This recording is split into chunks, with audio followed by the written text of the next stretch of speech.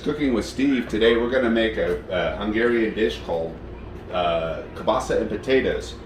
So really it's a real simple dish for people who are just getting home and want to make a quick meal, be able to put it in the oven, go take the shower after work, come out and dinner be ready and feed your family. Most Hungarian dishes only have 5 ingredients. This one will have potatoes.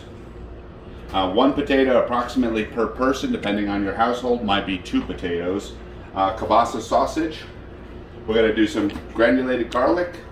We're gonna do cayenne pepper. If you're into spice, if you're not, you can leave that one out. A little paprika. This is my favorite brand. This comes from actually Hungary, but if you can get any paprika from your local store, salt and pepper. Real simple dish. So what I'm gonna do right now is I'm gonna wash the potatoes and then we're gonna peel them. During the time that I peel the potatoes, we're going to go to pause so you don't have to watch me peel potatoes.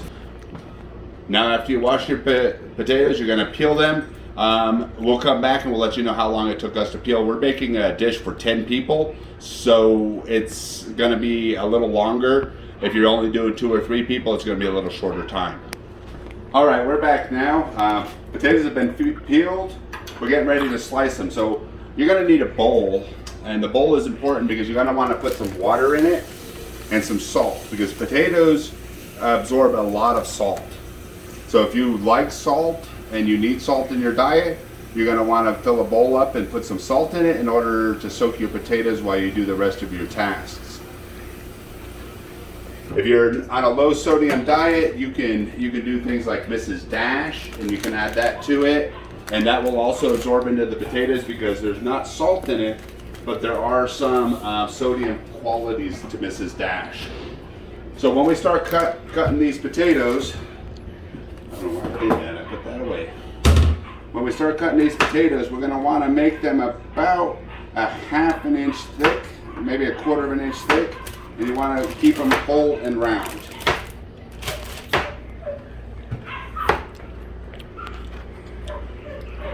So you're gonna look at it like that. It's about a 1/4 inch, and then you're gonna put them in the bowl. Make sure you stir the bowl of salt every once in a while to keep the salt in.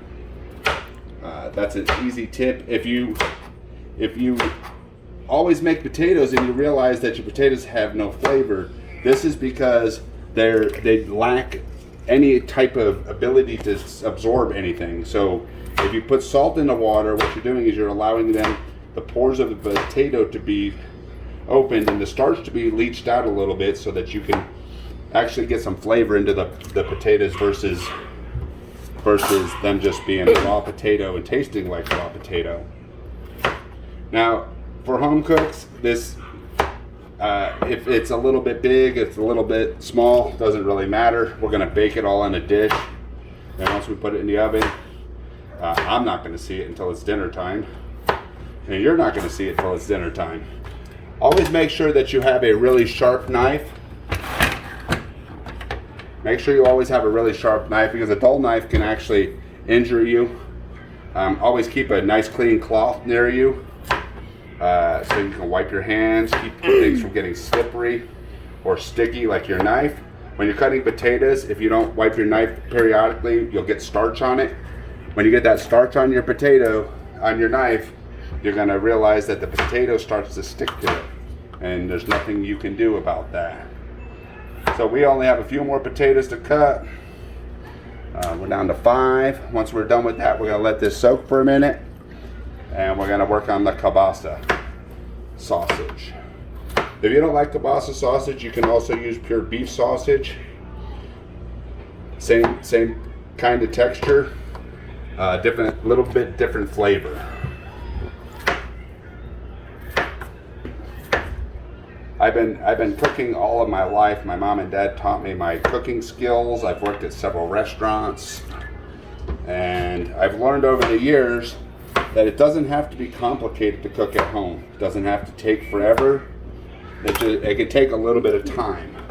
Now obviously this takes a little more time because of the preparation of the potatoes, but you can actually do these ahead of time. So say you're sitting home on a Saturday, then you're going to make this on Monday. You can simply peel the potatoes, and put them in water with salt, slice them, and let them sit in the refrigerator. And that will ensure that you have the potatoes ready, so when you get home, all you really have to do is put this together. But you want to make sure you soak them in water, otherwise they'll start to turn brown and then turn black.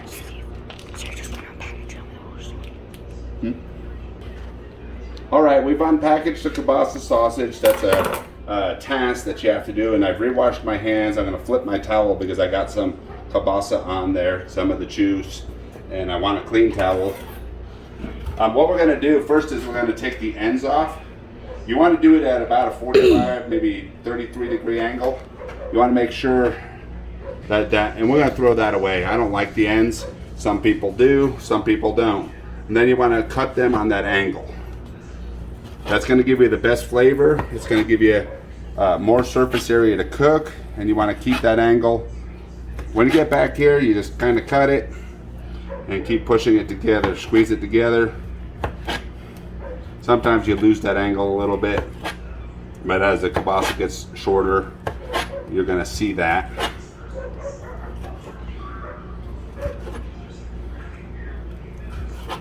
And then I'm going to pick it up, put it in this bowl over here, just to store it for a minute while we get everything else ready, so I don't have my cutting board all full of stuff and I don't get cut. You can even, if you want, you can cut it prior and then flip it over so that they're in different direction. Make sure they're even. Cut that first piece off again, and then we're gonna just continue to cut it on that angle.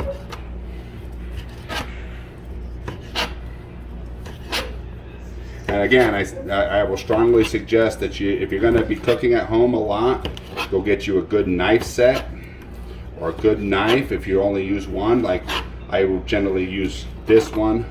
I have one other one for bread, but other than that, I generally use this one. And again, we're going to pick this up and put it in the bowl, putting the ends away. If you have dogs that you feed table scraps, the ends of that are fine. They're pre-cooked, so it's not like you're giving them raw food or anything.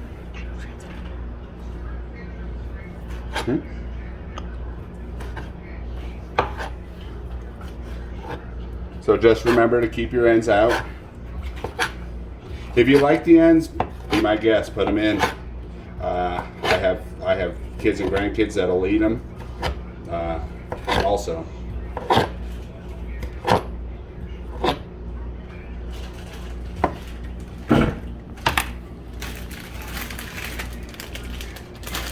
And again, the cuts don't have to be exactly perfect. They can be a little bit off. We're not professional chefs. We're not trying to impress somebody with our meal. We're trying to feed our families.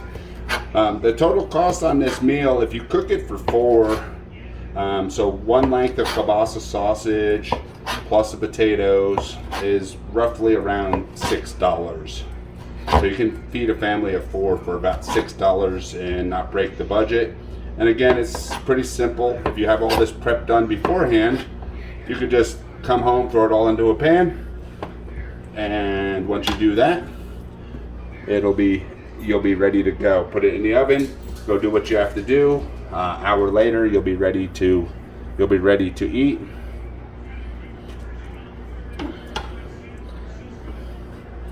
All right, let me wipe my hands on my towel because all the prep is done. That is all the prep you're gonna need.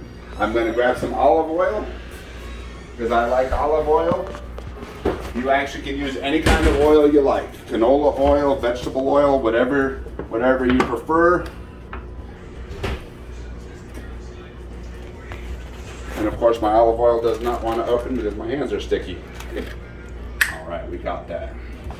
All right, we're gonna put just a little bit in the very bottom. We want to make sure that it's covered so nothing sticks. What I use for this is a paper towel. Once I take one little piece of paper towel and I'm just gonna rub it around to make sure. I know it's a non-stick pan, but I've noticed that even non-stick pans stick sometimes. And we want that to cook the meat and the potatoes. So then we're gonna go back to our potatoes. Remember, they've been soaking in salt water. We want to make sure that they soak in that salt water for long enough. We're going to stir them one more time, and we're going to actually build layers. We're going to throw some potatoes down.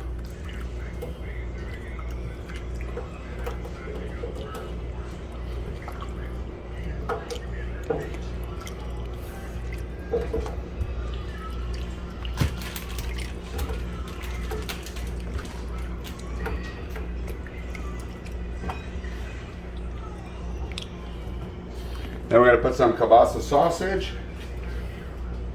And we'll build these layers continuously back and forth until all the potatoes and all the kebasa sausage is gone. And once we complete each layer, we will add seasoning. We don't want to wait till the end to add seasoning to just the top. So we want to make sure that we're doing it during each layer. The potato layer and the kebasa layer is considered one layer. After that, we will salt and pepper, put a little bit of cayenne, some paprika, and some garlic so that we have that layer complete.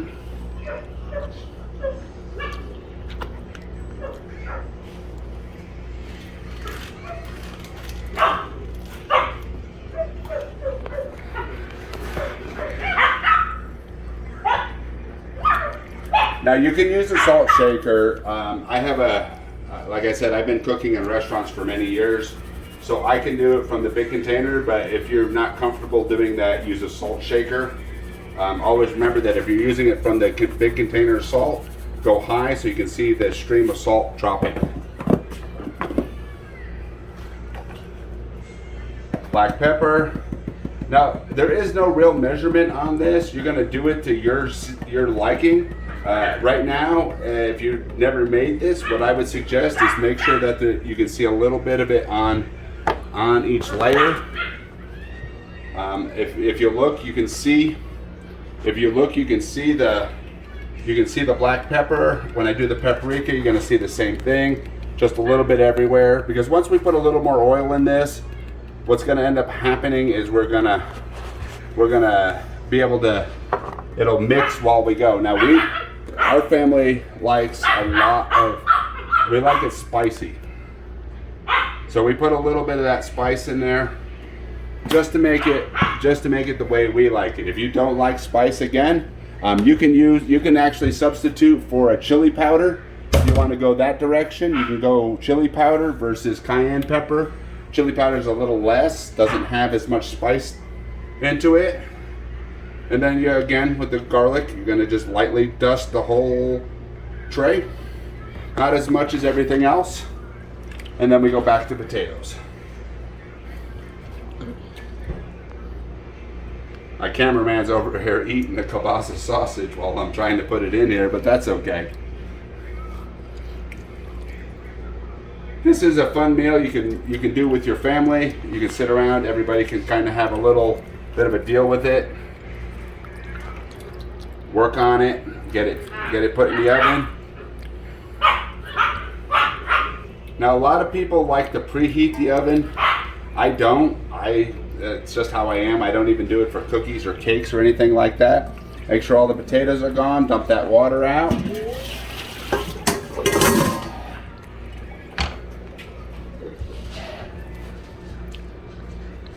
And we're gonna put the rest in. Once I get to that end, I'm gonna put the oven on and I will put it in and we will do the cook time. We're not going to do that on camera because that'll be boring sitting here watching something bake in the oven. So what we'll do is we'll put a video on pause. We'll let you know the approximate cook time and you'll be good to go. So again, pepper, salt. And again, if you're on a low sodium diet, you're using Mrs. Dash or some other salt substitute, you can use that just the same. Just remember that if it has black pepper in it or something, you may not want to use additional black pepper. Read the ingredients on whatever the substitute you're doing. I use olive oil again, and you don't have to use olive oil. You can use any type of oil that you feel comfortable with or your diet restrictions call for. The reason we do this is, the reason I'm doing this is because I've noticed that most of the cooking channels nowadays don't cater to people who are on different various diets. They just make a very complex meal. And it's easy to make a very complex meal if you know how, but a real simple meal is a whole lot better to make when it only takes you, we've been prepping now for about 15 minutes. I will have this in the oven and I'll be able to do whatever I need to do after that. I already put that in there. So we are done. Like I said, this is a 5-ingredient dish. This is a 5-ingredient dish plus the cayenne pepper. So if you don't use the cayenne, it's salt, pepper, paprika, potatoes, kielbasa, and a little bit of garlic if you like it, and olive oil. Once we get to this stage, we're going to add a little bit more olive oil on top. And if you've noticed, you've probably been watching my wooden spoon there and wondering when I'm going to use that. I'm going to use that when we get completely done. And I'm going to say probably about 1/4 to 1/2 cup. It seems like a lot, but it's going to cook down tremendously. And you want some of that gravy. It'll come out with the kielbasa sausage. Now I'm going to stir this in so the spice gets everywhere. The olive oil gets coating on everything. And then I'll start the oven, and then we'll go to a quick break, and magic of TV, we will be back with a completed meal. Show the time that made me box. Show the time you need to box. Show the time you need to box. So we're gonna set bake for 350 degrees, and we're gonna hit start, and I'm gonna put it in the oven now, and we will see you back in probably about an hour. Ben, what about? We've been about in the oven about. We're gonna take out the potatoes and kielbasa sausage. Make sure you use the oven mitt because the pan's probably too hot right now. That smells delicious so far. We're just gonna stir it, get the potatoes. If you're worried about having to stir it, you can always put aluminum foil on it. I don't like how it cooks with aluminum foil. I'm only gonna stir it probably one more time before we serve it, just trying to get the potatoes done. But once you stir it, we're just going to go back in the oven real quick. That smells delicious. Real simply, put it back in the oven. Now we need a side dish to go with this. You don't have to, but I'm all about a balanced meal. So I've chosen asparagus for today. So this will be kind of a separate recipe. You can make the asparagus obviously at any time. So generally when you buy asparagus, you'll have 2 rubber bands on it. If you're buying bulk, if you're buying it individually, then you won't. But usually they put this.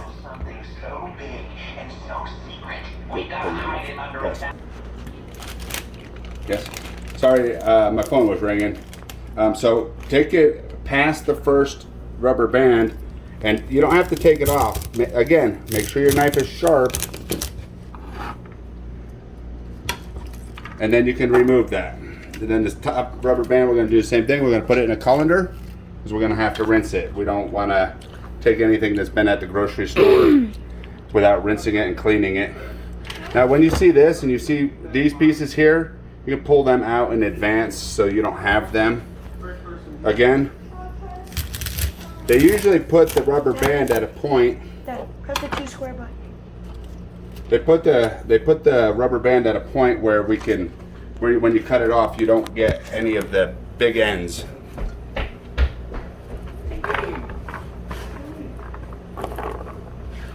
Got a bunch of scrap right here. Again, 3. We like our asparagus. You can do 1 bundle, you can do 2 bundles. I do 3 bundles because we feed a lot of people generally. This one's being a little stubborn. I know the knife's sharp, but sometimes the asparagus is a little brutal, little stringy. And we'll get rid of those. If they're too that stringy, we obviously don't want to eat them. And you look for stuff like that. That's just a stalk. It got in there.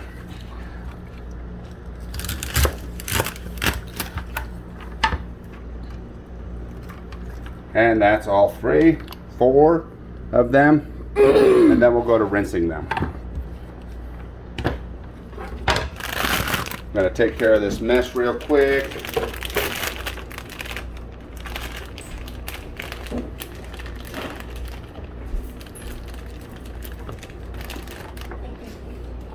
I always suggest if you're going to do fresh veggies, either buy them the day before or the day of. Don't try to do fresh veggies on the same day. Don't try to do them like a week later. If you get them in the store and you have them for a week, they're probably not going to be good by the time you use them. So try to keep them 1 or 2 days, maybe 3, but don't keep them too long. You can also use can. I don't prefer can. It's not as healthy, a lot of salt. We don't want that. Okay, now I'm talking about healthy, and then I'm going to put 2 sticks of butter. I like butter. I don't believe margarine or butter. I don't. The great debate about margarine and butter, one being better for you or one being worse for you, I don't believe. They've actually proven either one. But we're going to put 2 sticks of butter in the bottom.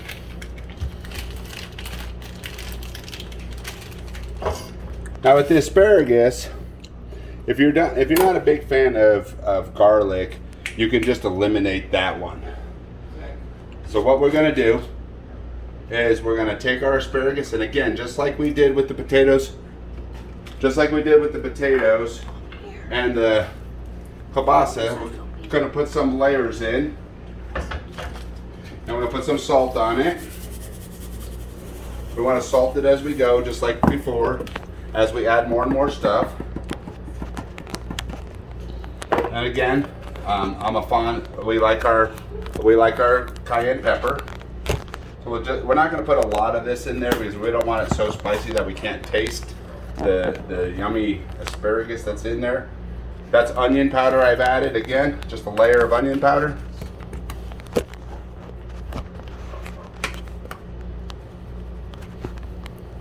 And some garlic. Again, you don't have to put the garlic if you don't choose to. You can definitely leave that out if you don't like it. Again, another layer.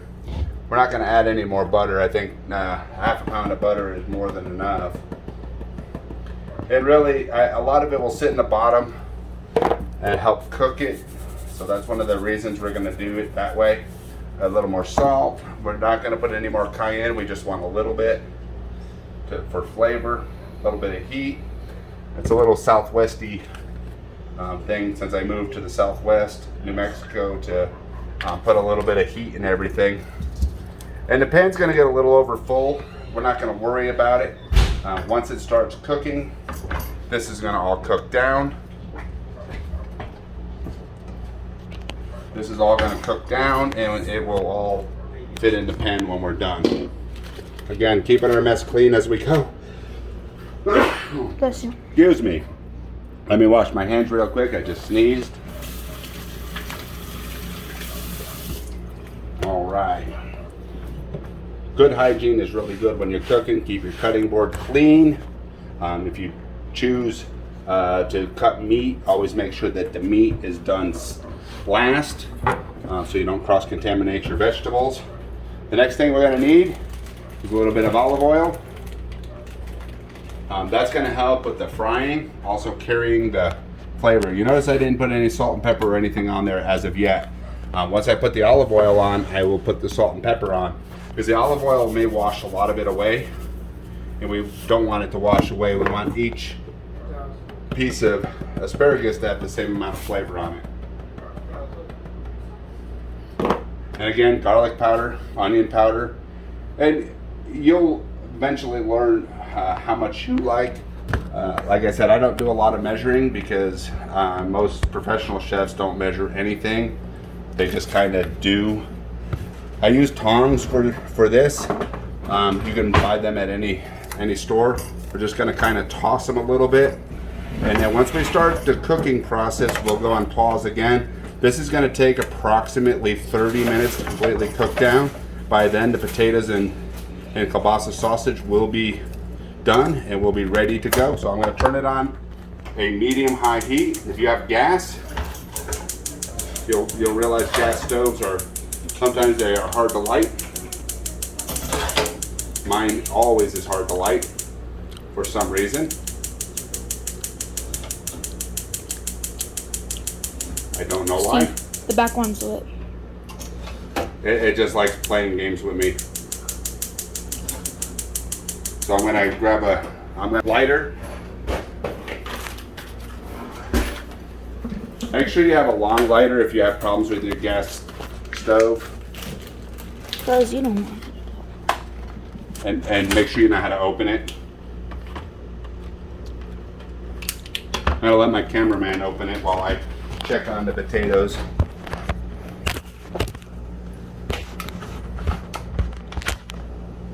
And again, once we start cooking, we will actually, he can't open it either, so it's all right.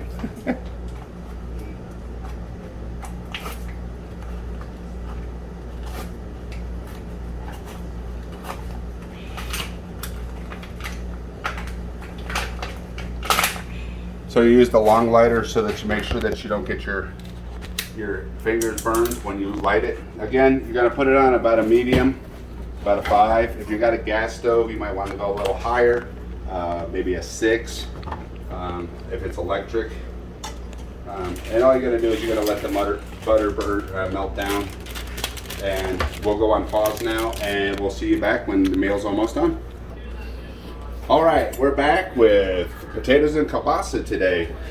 We were gonna plate this up. We wanna make it look like it's restaurant quality.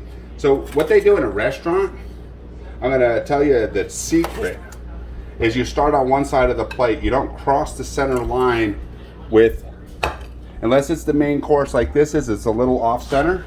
And then we're gonna take our asparagus and we're gonna lay it over top like that. See how beautiful that looks? I think the person who likes this one likes a little more asparagus, but do you see how nice and pretty that looks? That's almost restaurant quality. Keep it to the center of the plate, leave you a nice edge, and everybody will be happy. The food will be served. I hope you like this recipe. If you have any further questions, subscribe to my channel. We'll have further recipes. I hope you like and subscribe. Thank you. Have a good day.